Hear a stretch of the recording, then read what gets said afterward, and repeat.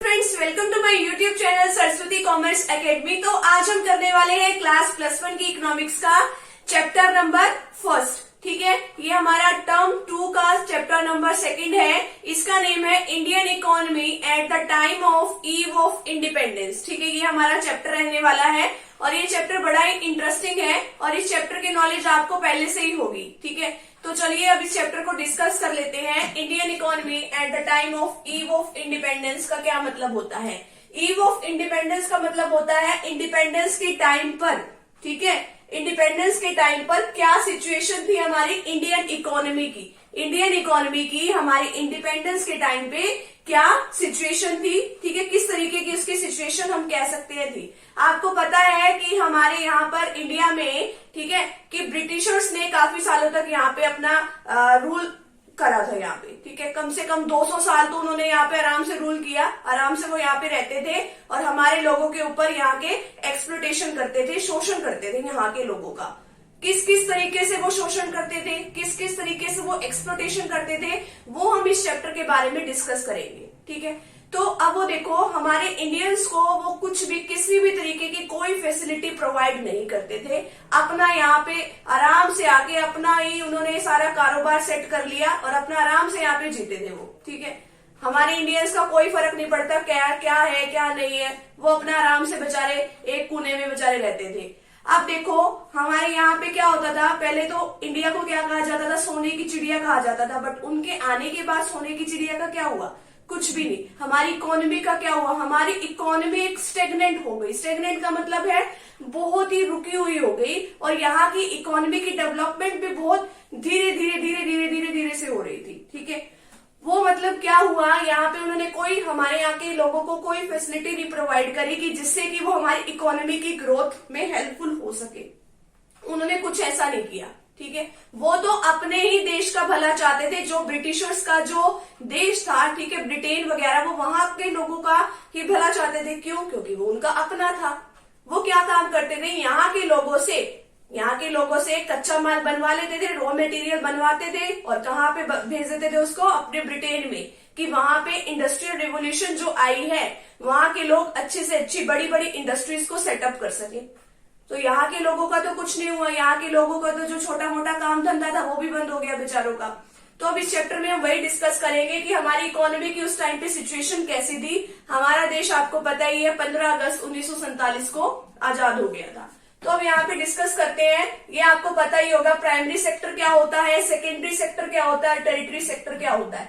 हिंदी में अगर हम बात करें, प्राइमरी सेक्टर को हम प्राथमिक क्षेत्र बोलते हैं, सेकेंडरी सेक्टर को हम द्वितीयक क्षेत्र बोलते हैं और टेरिटरी सेक्टर को हम तृतीयक, जो उसमें है वो उसको क्षेत्र बोलते हैं। अब देखिए, प्राइमरी सेक्टर वो सेक्टर होता है कि जो कि हम अपने नेचुरल रिसोर्सेज को यूज करके, ठीक है, अपने नेचुरल रिसोर्सेज का यूज किया और वहां से अगर हम कुछ भी प्रोडक्शन करते हैं, उसको क्या कहते हैं हम? Primary sector. अपने यहाँ की अपनी लैंड का यूज किया, अपने वाटर का यूज किया, अपने एयर का यूज किया, या कुछ भी करके अपना ही मतलब अपने नेचुरल रिसोर्सेज का यूज करके हम कोई भी अगर प्रोडक्शन करते हैं तो उसको हम क्या कहते हैं? प्राइमरी सेक्टर कहते हैं। और इसमें ज्यादातर जो पार्ट है वो है एग्रीकल्चर का। एग्रीकल्चर क्या होता है? एग्रीकल्चर का तो आपको पता ही है। हमारे इंडिया में अभी भी बहुत सारे लोग ऐसे हैं कि जो कि एग्रीकल्चर पर ही डिपेंड रहते हैं, खेती करते हैं अपने। ठीक है, तो खेती कर रहे हैं वो, वहीं से उनको अपनी इनकम भी मिल रही है। तो वो एग्रीकल्चर इसका जो है मेन जो है, एक कहा जाता है कि रिसोर्स है। नेचुरल रिसोर्स के थ्रू वो क्या करते हैं? अपना प्रोडक्शन करते हैं। और आपको मैं बताऊं, 1951 में कितने परसेंट लोग एग्रीकल्चर पर डिपेंड थे? कितने परसेंट लोग हमारे प्राइमरी सेक्टर पर ही डिपेंड थे? 72.7%। 100 में से 72.7% लोग किसके ऊपर डिपेंड रहते थे? वो हमारी एग्रीकल्चर के ऊपर डिपेंड रहते थे। यानी कि 73% लगा लो आप कि किस पे डिपेंड रहते थे? वो एग्रीकल्चर पर डिपेंड रहते थे। ठीक है, अब नेक्स्ट आता है हमारे पास सेकेंडरी सेक्टर। सेकेंडरी सेक्टर का मतलब क्या होता है कि जो मतलब एक एंटरप्रेन्योर पहले से ही कोई प्रोसेस पूरी है, ठीक है, उसको वो थोड़ा और मॉडिफाई करके कुछ दूसरी चीज में कन्वर्ट कर देते थे। इसको हम मैन्युफैक्चर सेक्टर भी कह सकते हैं, मैन्युफैक्चरिंग सेक्टर इसको कहा जाता है। जैसे कि पहले उसमें सेक्टर में क्या हुआ, कॉटन बनाई, अब इस सेक्टर में क्या करेंगे, कॉटन से वो क्या बना देंगे, क्लॉथ बना देंगे। अब देखो इंडिपेंडेंस के टाइम पे 1951 के अराउंड, ठीक है, कितने परसेंट लोग यहाँ के सेकेंडरी सेक्टर में इन्वॉल्व थे, 10.1% लोग जो थे इसमें इन्वॉल्व रहते थे। और नेक्स्ट आता है हमारे पास टेरिटरी सेक्टर। टेरिटरी सेक्टर को हम सर्विस सेक्टर भी कह सकते हैं। अब सर्विस सेक्टर में क्या क्या सर्विसेज आती है, हमारी ट्रांसपोर्टेशन की, हमारी कम्युनिकेशन की, जो बेसिक से इंफ्रास्ट्रक्चर जो होती है वो इसके अंदर आते हैं। और इसमें टेरिटरी सेक्टर में कितने परसेंट लोग इन्वॉल्व थे, 1951 में 17.2% लोग इसके अंदर इन्वॉल्व थे। तो ये है हमारा प्राइमरी सेक्टर, सेकेंडरी सेक्टर और टेरिटरी सेक्टर। बाकी जो आपकी बुक में डाटा गिवन है आप उसको यूज कर सकते हो, ठीक है। अब आगे आता है, इससे 3 मेन कंक्लूजन्स क्या निकले हैं। अब एग्रीकल्चर द मेन ऑक्यूपेशन, आपको मैं बताऊं कि उस टाइम पे क्या होता था, एग्रीकल्चर जो है इंडिपेंडेंस के टाइम पे सबसे मेन ऑक्यूपेशन माना जाता था कि ऑलमोस्ट लोग क्या करते थे, खेती ही करते थे, वहीं से अपनी अर्निंग वो करते थे। 72.7% लोग 1951 में क्या करते थे, एग्रीकल्चर करते थे। वर्ल्ड में बहुत ज्यादा, जो एक कह सकते हैं कि बहुत ज्यादा लोग एग्रीकल्चर हमारे इंडिया में ही करते थे। बाकी जो दूसरी कंट्रीज है उसमें इतनी ज्यादा वो एग्रीकल्चर पे डिपेंड नहीं रहते थे। जैसे कि इंग्लैंड और अमेरिका में ओनली 2% लोग ही एग्रीकल्चर पर डिपेंड रहते थे, बाकी वो कुछ और काम करते थे। जापान में 12% लोग। तो सबसे ज्यादा कहाँ पे एग्रीकल्चर पे डिपेंड रहते थे, हमारे इंडिया में। तो एग्रीकल्चर द मेन ऑक्यूपेशन था। अब नेक्स्ट है less growth of industry. Less growth of industries का मतलब क्या होता है कि जो हमारी इंडस्ट्रीज थी, ठीक है, जो अलग अलग तरीके की हमारी इंडस्ट्रीज जो सेटअप होनी चाहिए थी, उसमें हमारे इंडिया का बहुत कम कंट्रीब्यूशन था। हमारे यहाँ पे इतनी इंडस्ट्रीज नहीं थी, ठीक है। इंडिया में लोग देखो 9% जो लोग थे वो सिर्फ इंडस्ट्री सेटअप में काम में लगे हुए थे। यूएसए में 32%, इंग्लैंड में 42% और जापान में 39% लोग जो है हमारी इंडस्ट्रीज को चलाने में लगे हुए थे। बाकी इसमें इंडस्ट्रीज की बहुत कम ग्रोथ थी यहाँ पर। अब नेक्स्ट है अनबैलेंस्ड ग्रोथ। अनबैलेंस्ड ग्रोथ क्या होती है, अब देखो हमारे इंडिया में अनबैलेंस्ड ग्रोथ थी, वो किस तरीके से थी। अनबैलेंस इस तरीके से हम कह सकते हैं कि वैसे तो हमारे प्राइमरी सेक्टर, सेकेंडरी सेक्टर और टेरिटरी सेक्टर तीनों की डेवलपमेंट होनी चाहिए ना, बट यहाँ पे प्राइमरी सेक्टर तो देखो ये एग्रीकल्चर में जो लगा हुआ था वो तो सेक्टर चलो डेवलप था, बाकी ये जो सेकेंडरी और टेरिटरी सेक्टर थे वो यहाँ पे डेवलप नहीं थे, उनकी थोड़ी थोड़ी डेवलपमेंट ही चली हुई थी। तो इसलिए हम इसको क्या कह सकते हैं, अनबैलेंस्ड ग्रोथ। तो agriculture the main occupation, less growth of industries और अनबैलेंस्ड ग्रोथ, ठीक है। तो ये है इसके 3 मेन कंक्लूजन। तो नेक्स्ट उस पर बात करते हैं typical features of the Indian economy at the time of independence, कि क्या क्या फीचर्स थे हमारी इंडियन इकोनॉमी की इंडिपेंडेंस के टाइम पे। इसमें भी वही सब बातें हम डिस्कस करेंगे।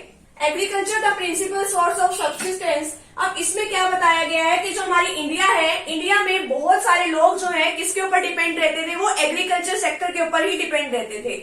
हमारी देश की जो नेशनल इनकम जो हम कैलकुलेट करते हैं उसमें से सबसे ज्यादा कंट्रीब्यूशन जो निकल कर आता है वो हमारे एग्रीकल्चर सेक्टर का निकल कर आता है। कितने परसेंट लोग जो है पॉपुलेशन पर डिपेंड करते थे, उस पे जो पॉपुलेशन जो है एग्रीकल्चर पर डिपेंड करती थी वो थी 73% पॉपुलेशन हमारी एग्रीकल्चर के ऊपर डिपेंड करती थी। वो एग्रीकल्चर से ही अपने घर का खर्चा भी उठाती थी, एग्रीकल्चर से ही सारे काम करते थे। बाकी सेकेंडरी और टेरिटरी सेक्टर में इतने ज्यादा लोग नहीं लगे हुए थे, तो इनका जो प्रिंसिपल सोर्स है एग्रीकल्चर ही था। नेक्स्ट है इनएडिकेट एग्रीकल्चर प्रोडक्शन। हमारे पास जो एग्रीकल्चर प्रोडक्शन जो था वो इनएडिकेट था, सफिशिएंट नहीं था। वो किस लिए सफिशिएंट नहीं था, हमारी इतनी एग्रीकल्चर से इतना प्रोडक्शन होता ही नहीं था, ठीक है। वो किस किस तरीके से नहीं होता था, क्योंकि जो हमारे इंडिया के लोग हैं उनके पास इतनी अच्छी यानी कि टेक्नोलॉजी भी नहीं थी कि वो अच्छी मॉडर्न टेक्नोलॉजी का यूज करके जो हमारे फार्मर्स है वो अच्छी तरीके से अपनी क्रॉप्स को उगा सके। इरिगेशन की फैसिलिटी भी इतनी अच्छी नहीं थी हमारे पास। वो क्या करते थे, सिर्फ रेनफॉल पर ही डिपेंड करते थे कि जितनी अच्छी रेन होगी उतनी ही अच्छी हमारी क्रॉप्स होगी। अगर रेनफॉल अच्छी नहीं हुई हमारी क्रॉप्स भी अच्छी नहीं होंगी। तो वो इस तरीके से डिपेंड रहते थे, तो इसका प्रोडक्शन के ऊपर सीधा सीधा अफेक्ट जाता था। हमारा प्रोडक्शन उसी तरीके से होता था।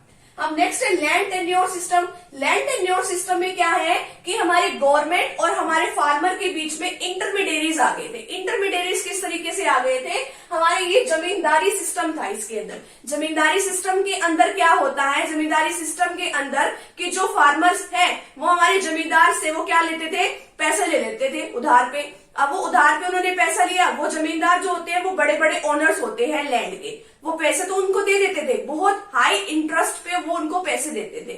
अब अगर बाय चांस के रेन अच्छी नहीं हुई या किसी भी रीजन से अगर मान लो फार्मर की जो क्रॉप्स हैं वो फसल अच्छी नहीं हुई, ठीक है, उनका प्रोडक्शन इतना अच्छा हुआ ही नहीं, तो वो क्या कर पाते थे, वो उनका इंटरेस्ट भी नहीं पे कर पाते थे, क्योंकि उनकी इंटरेस्ट रेट क्या थी, बहुत ज्यादा हाई थी। तो वो उनका मतलब प्रिंसिपल तो क्या, वो उनका इंटरेस्ट भी नहीं पे कर पाते थे। तो वो क्या करते थे, जो हमारे जमींदार थे वो उनकी जितनी भी उनकी लैंड्स वगैरह होती थी वो उनसे छीन लेते थे और खुद ही मतलब उस ओनर, उनके भी लैंड के क्या बन जाते थे, ओनर बन जाते थे, और बहुत हाई रेट ऑफ इंटरेस्ट पे वो उनसे इंटरेस्ट वगैरह भी चार्ज करते थे जो भी उन्होंने पैसे दिए होते थे। अब नेक्स्ट है limited commercialisation of agriculture. Limited commercialisation of agriculture का मतलब है कि जो एग्रीकल्चर की जाती थी वो सिर्फ अपने ही परिवार के लोगों के लिए ही वो एग्रीकल्चर करते थे। इतनी ज्यादा एग्रीकल्चर वो नहीं करते थे, इतनी ज्यादा वो खेती बाड़ी नहीं करते थे कि वो लोगों को मतलब जो फसलें हैं वो प्रोवाइड कर सके। जैसे कि आजकल जो मंडियों में इतनी सारी फसलें आ जाती है, मार्केट में इतनी सारी फसलें अवेलेबल है, यानी कि इतनी सारी क्रॉप्स है, ठीक है, इतना सारा वीट जो है, राइस जो है, अलग अलग तरीके की जो है हमारे ग्रेन्स हमारे को मार्केट में अवेलेबल हो जाते हैं। बट पहले के टाइम में वो क्या करते थे, सिर्फ इतनी ही प्रोडक्शन करते थे, इतना ही प्रोडक्शन करते थे कि जितना भी उनको उनके परिवार के लिए सफिशिएंट हो, उनकी फैमिली जितना ही वो प्रोडक्शन करते थे।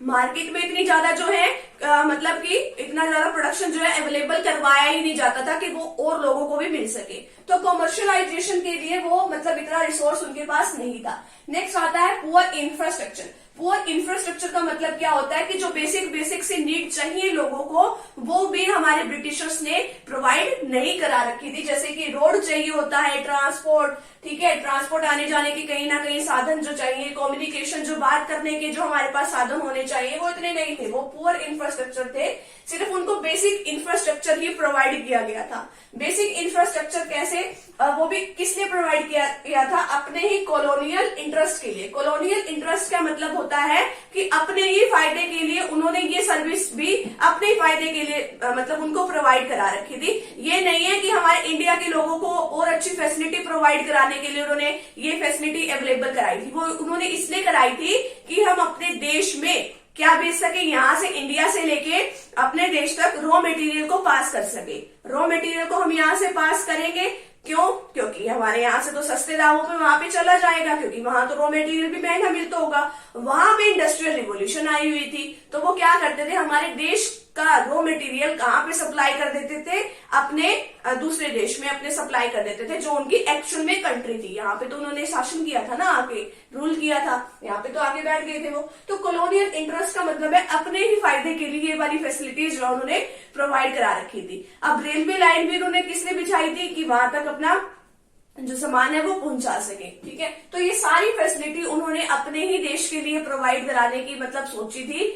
हमारे देश के लोगों को उनको कोई फर्क नहीं पड़ता कि वो रोड उनका कैसा होना चाहिए, ट्रांसपोर्ट के साधन होने चाहिए, नहीं, कुछ उनको कोई फर्क नहीं पड़ता, सिर्फ अपने ही फायदे के लिए उन्होंने काम किया था। नेक्स्ट है downfall of cottage and small scale industries. अब देखो डाउनफॉल, कमी आ रही थी किसमें, जो हमारे यहाँ के देश की छोटी मोटी जो इंडस्ट्रीज थी जो यहाँ की, उसमें भी कमी आ रही थी। वो किस तरीके से आ रही थी, इतना प्रोडक्शन, यानी कि जो पहले हैंडीक्राफ्ट हाथ से बनी हुई चीजें हमारे यहाँ की दुनिया भर में फेमस थी, उन्होंने यहाँ पे आने के बाद क्या किया, अपना ही सारा कामकाज सेट कर दिया। हमारे यहाँ के लोगों का जो छोटा मोटा काम धंधा था वो भी बंद हो गया, ठीक है। जो स्मॉल स्केल इंडस्ट्रीज जो चलाते थे वो भी बंद कर दी, ठीक है। अब नामो निशान ही नहीं बचा था स्मॉल स्केल इंडस्ट्रीज का। तो next lack of basic industries, जो बेसिक इंडस्ट्रीज जो आयरन स्टील की इंडस्ट्रीज होनी चाहिए वो भी बहुत, अगर थी भी बहुत ही कम उसमें थी, कम क्वांटिटी में, यानी कि बहुत ही कम लेवल पे प्रोडक्शन उसमें होता था।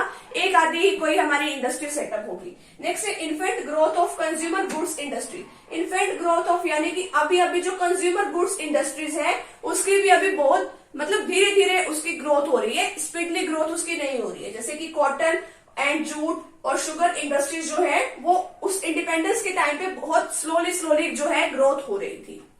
नेक्स्ट है इलिटरेसी। इलिटरेसी का मतलब है, अब देखो ये इंडियन इकोनॉमी की इंडिपेंडेंस के टाइम पे हमारी इंडियन इकोनॉमी की फीचर्स बताई जा रही है। तो उस टाइम पे लोग क्या थे, इलिटरेट थे, अनपढ़ थे, उनको किसी बात का इतना पता भी नहीं था, इतनी नॉलेज ही नहीं थी कि किस तरीके की टेक्नोलॉजी का यूज करके हम अपनी इकोनॉमी की अच्छी ग्रोथ कर सकते हैं, वो उनको कुछ भी पता नहीं था।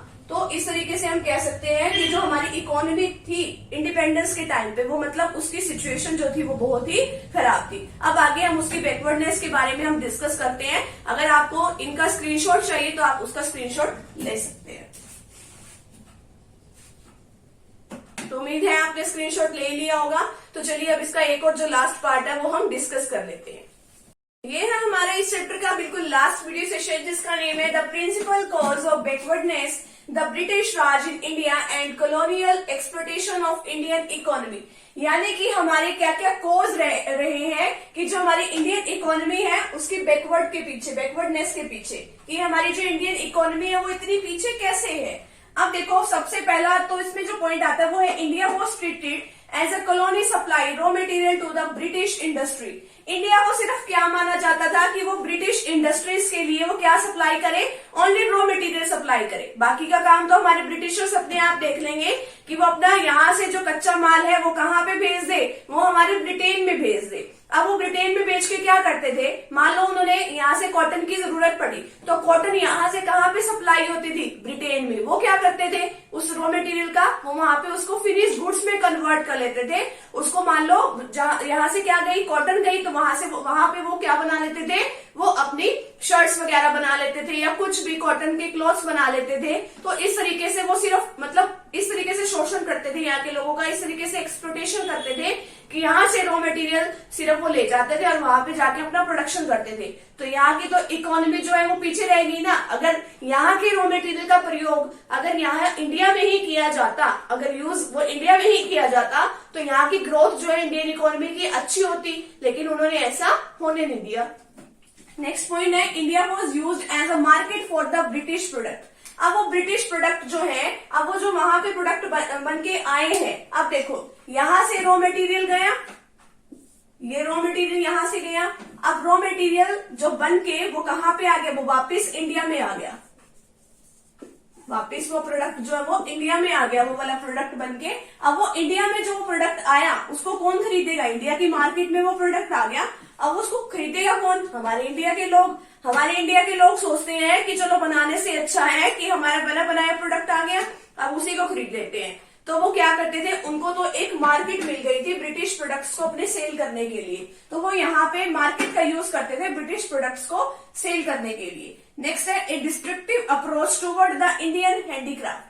हमारे इंडिया के लोग हैंडीक्राफ्ट यानी कि हैंडमेड चीजें बड़ी बनाते थे और वो मतलब इंटरनेशनल मार्केट्स में भी काफी ज्यादा फेमस थी। बट यहाँ के जो ब्रिटिशर्स थे जो यहाँ पे आए थे इंडिपेंडेंस से पहले, तो उन्होंने क्या किया, एक ऐसा डिस्ट्रक्टिव अप्रोच पॉलिसी बनाई तो जिससे इंडिया में भी उसकी जो मतलब डिमांड थी वो भी कम हो गई और इंटरनेशनल जो मार्केट्स थी वहां पर भी इसकी डिमांड जो है वो बहुत ज्यादा कम हो गई। यानी कि जितनी सक्सेस रेट पे हमने सोचा था कि वो हैंडीक्राफ्ट वाली जो गुड्स है वो जाएंगी, वो उनकी सक्सेस रेट बिल्कुल कम हो गई। अब नेक्स्ट है exploitative land revenue policy. Exploitative land revenue policy क्या है, इसमें जो हमारे ब्रिटिशर्स थे और जो हमारे जमींदार थे उन्होंने आपस में क्या कर लिया, एक कॉन्ट्रैक्ट कर लिया। कॉन्ट्रैक्ट कैसा किया कि आप जितना मर्जी चाहे ना, फार्मर से जितना मर्जी चाहे आप लैंड का रिवेन्यू ले सकते हैं। उन्होंने क्या किया, लैंड का रिवेन्यू बहुत ज्यादा हाई रेट से उनसे चार्ज करना स्टार्ट कर दिया। अब वो बेचारे किसान, ठीक है, वो क्या करें, अब उतना तो उनका प्रोडक्शन होता नहीं था, ठीक है, क्योंकि उनके पास इतने अच्छे रिसोर्सेज नहीं थे कि वो अपनी जो क्रॉप्स है उसका प्रोडक्शन बढ़ा सके, वो इतना प्रोडक्शन कर नहीं पाते थे, उनका खुद ही गुजारा जो है मुश्किल से चलता था। ऊपर से उनकी हाई रेट ऑफ इंटरेस्ट जो थी जमींदार की, वो उनसे बहुत ज्यादा हाई रेट पे इंटरेस्ट चार्ज करते थे और जिसको वो दे नहीं पाते थे जो हमारे फार्मर्स होते थे। तो इस तरीके से वो एक्सप्लॉयटेशन करते थे और उनकी जो जमीन वगैरह होती थी वो खुद ही ले लेते थे। तो इस तरीके से और भी बड़े वो क्या बन जाते थे, लैंड ओनर्स बन जाते थे। तो काफी ज्यादा एक्सप्लॉयटेशन होता था यहाँ पे। नेक्स्ट है deliberate neglect of the infrastructure. उन्होंने हमारे यहाँ की इंफ्रास्ट्रक्चर की तरफ की, हमारे रोड अच्छे होने चाहिए, हमारी रेलवे लाइन्स अच्छी होनी चाहिए, कुछ भी है वो उन्होंने हमारा निग्लेक्ट कर दिया, सोचा ही नहीं इस बारे में कि हमें उसकी जो अच्छी तरीके से उसकी ग्रोथ करनी चाहिए, उस तरफ कोई ध्यान नहीं दिया गया। उनको क्या था कि हाँ भी अगर हमने इस चीज की ग्रोथ करी तो हमारे पैसे जाएंगे, हमें और भी इन्वेस्ट करना पड़ेगा। उन्होंने सिर्फ बेसिक सा इंफ्रास्ट्रक्चर तैयार किया था कि सिर्फ हम अपने देश में क्या भेज सके, कि अपना रॉ मटेरियल भेज सके और वहां से जो फिनिश्ड गुड्स है वो यहाँ की मार्केट में हम ला सके। सिर्फ उन्होंने छोटा सा बेसिक सा एक सेटअप तैयार कर लिया था इंफ्रास्ट्रक्चर का, कोई ज्यादा खास जो इंफ्रास्ट्रक्चर उन्होंने यहाँ पे डेवलप नहीं किया। तो इस तरीके से ये हमारे मेन कॉजेज है बैकवर्डनेस के पीछे इंडियन इकोनॉमी के।